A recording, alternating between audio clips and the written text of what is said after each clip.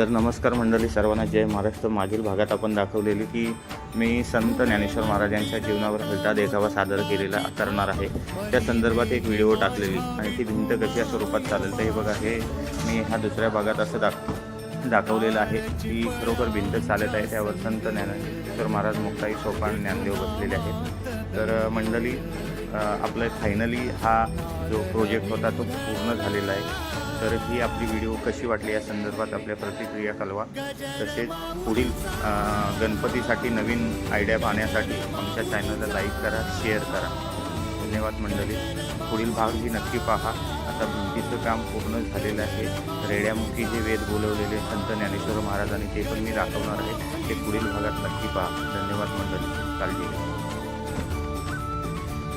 तर मंडळी, कुठलंही काम करणं सोपं असतं, फक्त अंगात जिद्द असायला पाहिजे। मला खूप अवघड वाटलेलं की हे माझ्याने होईल का नाही, पण ते पूर्ण झालं। तर धन्यवाद मंडळी। पुढील व्हिडिओ पाहण्यासाठी लाईक करा।